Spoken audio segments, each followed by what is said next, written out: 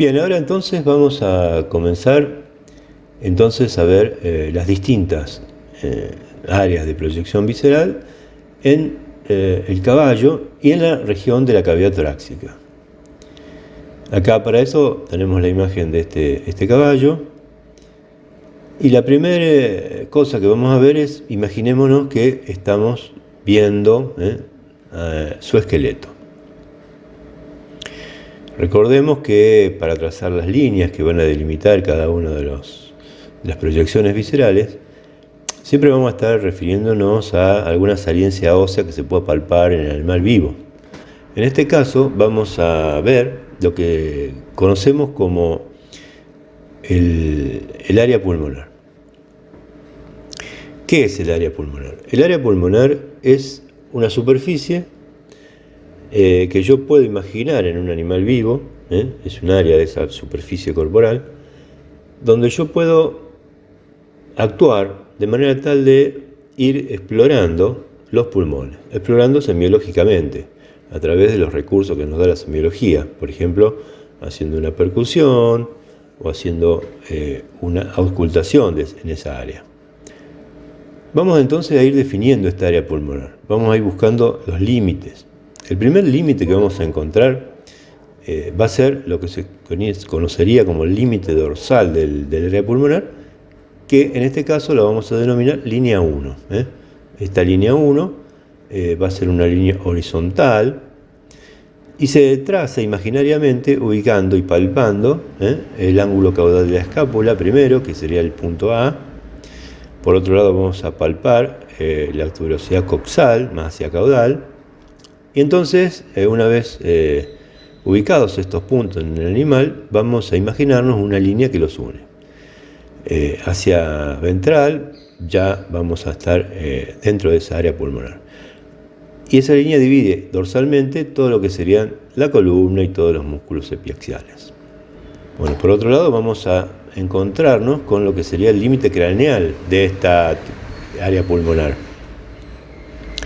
El límite craneal del área pulmonar va a estar dado por una línea vertical que va desde el punto A, que recuerden que era el ángulo caudal de la escápula, hasta otro punto también muy fácil de encontrar en el animal, que es la tuberosidad del olecranon.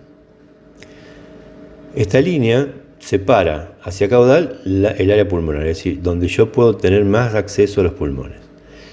Hacia craneal de esta línea lo que vamos a encontrar es una gran masa muscular y también huesos importantes como la escápula y el húmero.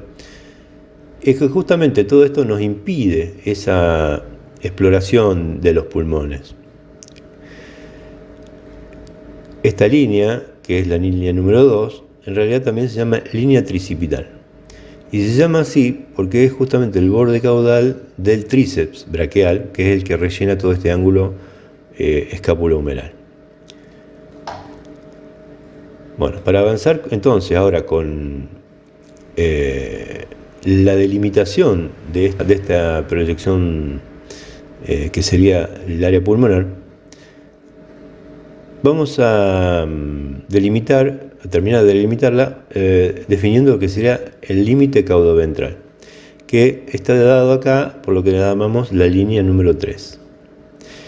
Para trazar esta línea, que a diferencia de las anteriores no es una línea recta, sino que es una línea curva, y esta curva va a tener una concavidad hacia cráneo dorsal, vamos a tener que ubicar algunos puntos, varios. Se comienza desde el olecranon, sería el punto C. El segundo punto a encontrar sería la unión costocondral de la sexta costilla, que sería el punto D.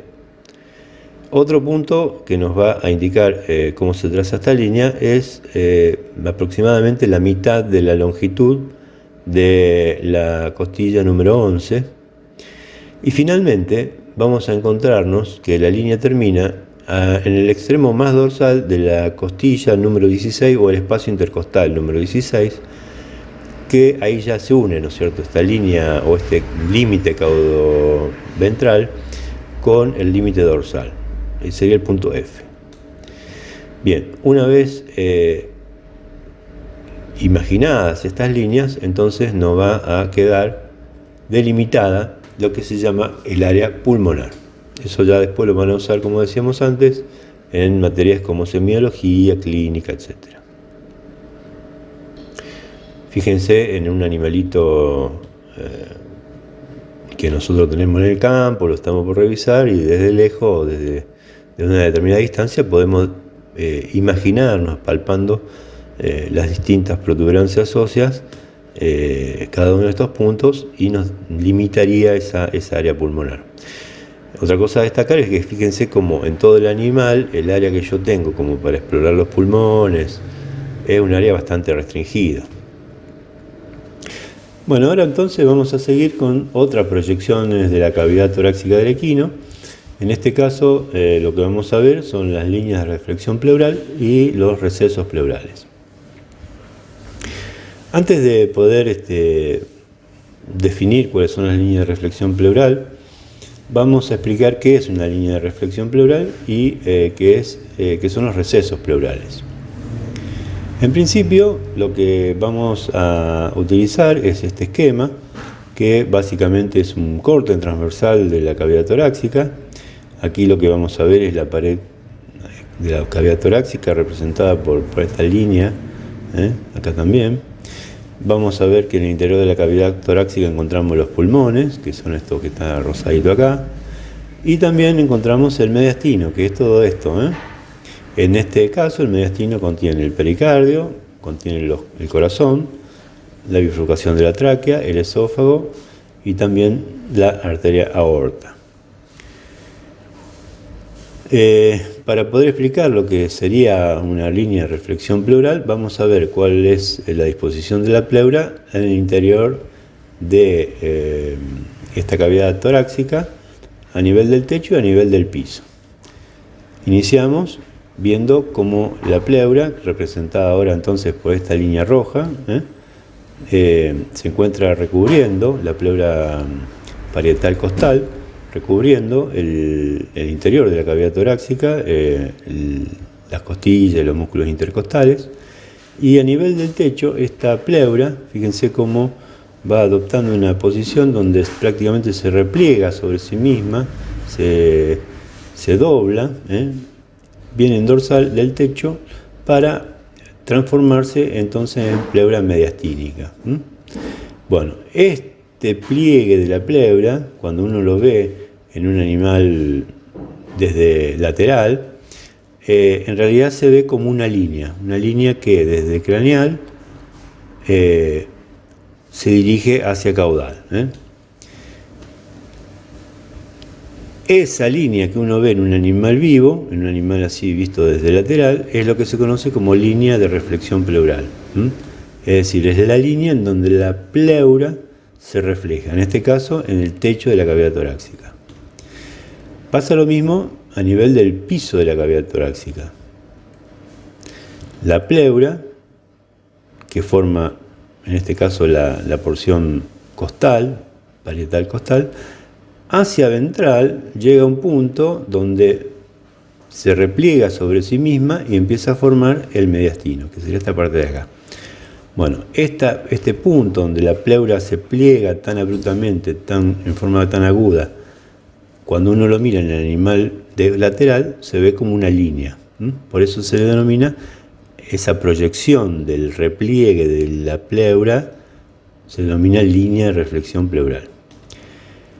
Vamos a ver acá arriba, donde la pleura costal se transforma en pleura mediastínica, cómo se forma como un pequeño espacio.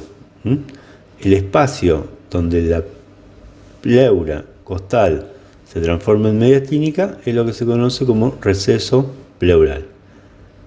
Acá en la parte más ventral encontramos otro receso pleural.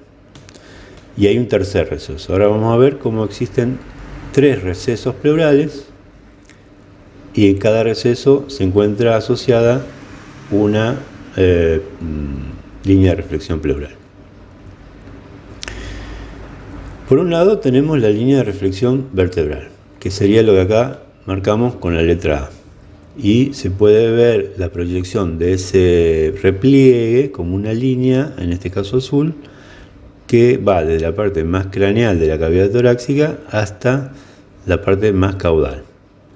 En este caso, esta línea de reflexión vertebral prácticamente en esta parte coincide con el límite dorsal del área pulmonar. En este caso, la línea de reflexión vertebral forma lo que se conoce como receso costomediastínico dorsal, que, como vimos recién, contiene al borde dorsal del pulmón. La segunda línea de reflexión pleural va a ser la línea de reflexión esternal, también desde la parte más craneal, por ventral de la cavidad torácica, por el piso, llega hasta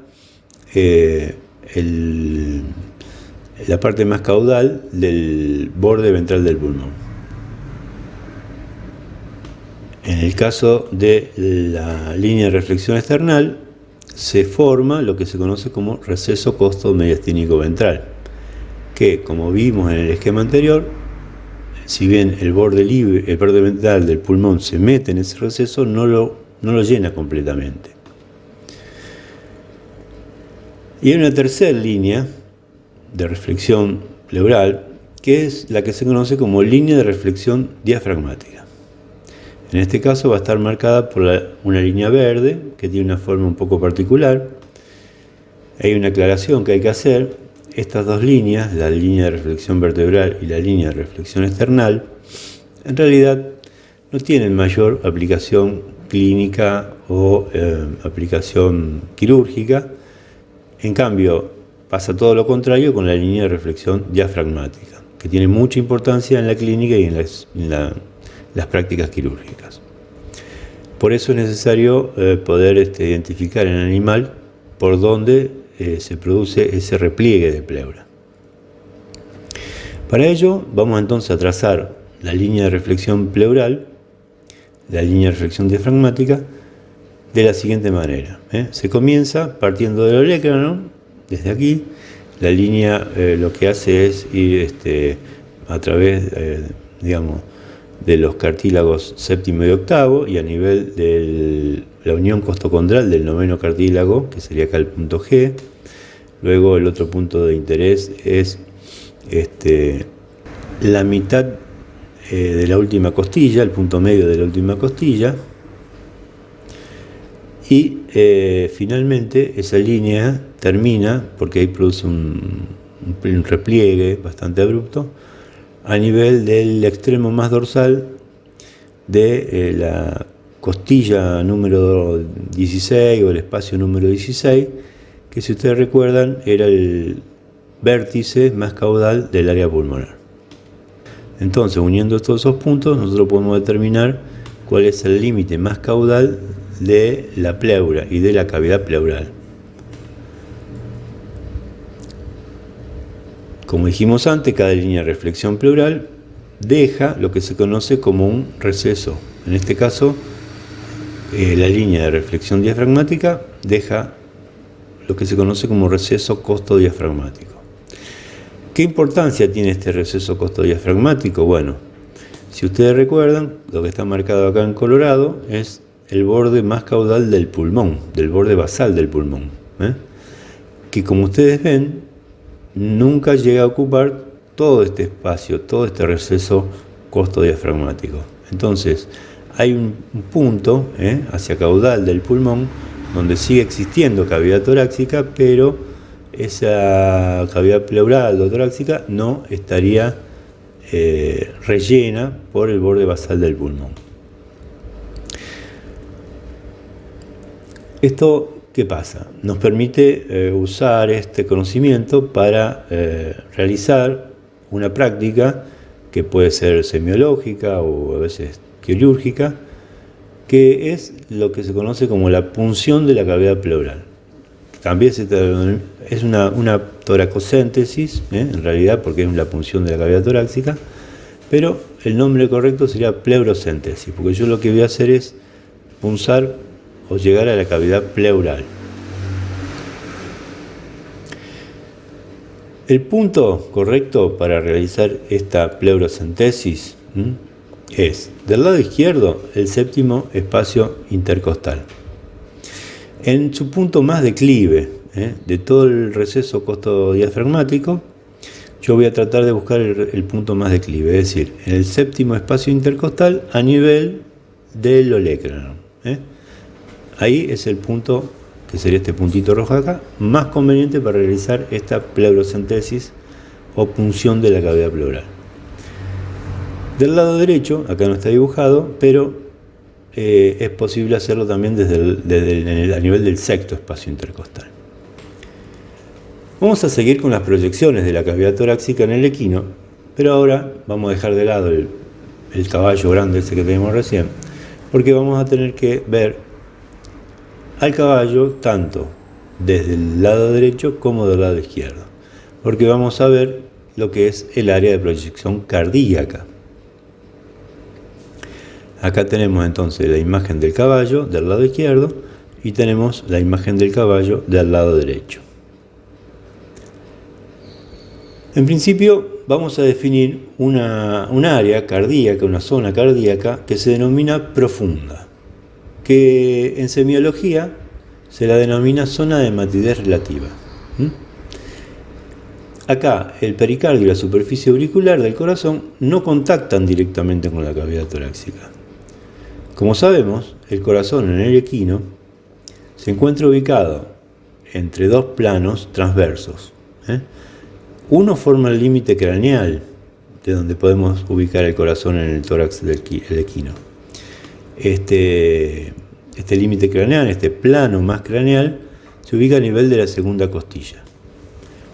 Acá sería la línea número 3, porque acá el plano lo vemos de perfil, así que lo vemos como una línea. El segundo límite, que estaría dado acá por el plano número 4, la línea número 4, está ubicado a nivel de la sexta costilla, ¿lo ven? Por otro lado, lo que vamos a encontrar es un límite más dorsal de esta zona cardíaca profunda, que aproximadamente está dado ese límite dorsal por un plano horizontal que divide la altura torácica de dorsal hacia ventral, digamos, en tres partes. Si uno lo divide en tres partes, el corazón ocupa el tercio inferior.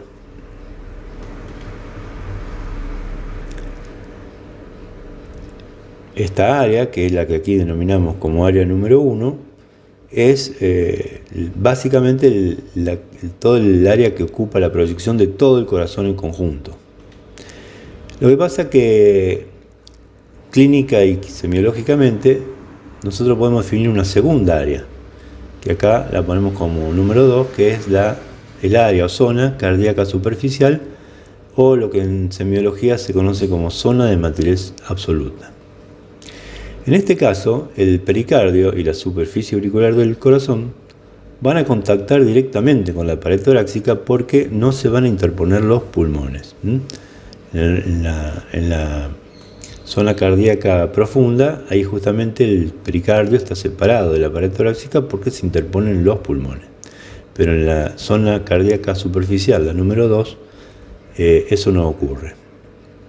Por supuesto, es un área más pequeña y el corazón o el pericardio están en contacto con la pared costal porque justamente en esta área coincide con la escotadura cardíaca del pulmón. Por eso el corazón puede contactar directamente y el pericardio puede contactar directamente con la pared costal. Esta área, que ya les digo es sumamente importante desde el punto de vista semiológico o quirúrgico, del lado izquierdo va a estar ubicada a nivel de la tercera a la sexta costilla. Pero del lado derecho es mucho más pequeña y solamente va a ubicarse a nivel de la tercera y cuarta costillas. La altura de esta área va a ser aproximadamente unos 10 a 12 centímetros desde el borde del esternón.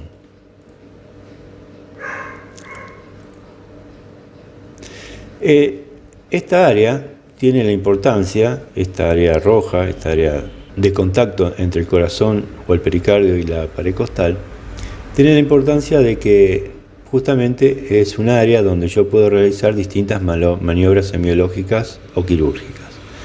Una de las maniobras quirúrgicas que se pueden realizar es lo que se conoce como la pericardiocentesis o la punción del pericardio. Para ello tenemos que ubicar un punto, que es el lugar indicado, es a nivel del lado izquierdo, a nivel del quinto espacio intercostal, y puede ser también a nivel del sexto, unos 2 a 3 centímetros dorsal al esternón. ¿Qué pasa? Como el área cardíaca superficial es mucho más pequeña del lado derecho, lo que vamos a ver es que del lado derecho solamente se puede hacer la punción a nivel del tercer espacio intercostal. Para terminar con las proyecciones de la cavidad torácica en el equino, vamos a ver ahora lo que se denominan los focos de ocultación valvulares. ¿Qué es un foco de ocultación valvular?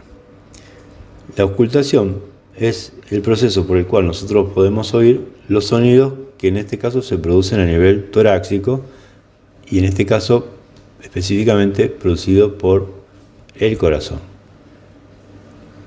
Cada una de las válvulas, cuando se cierra o se abre, produce un sonido.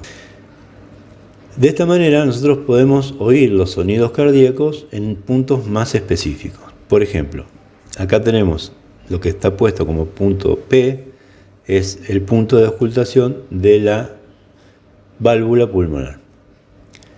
A la izquierda se escucha con más fuerza a nivel del tercer espacio intercostal.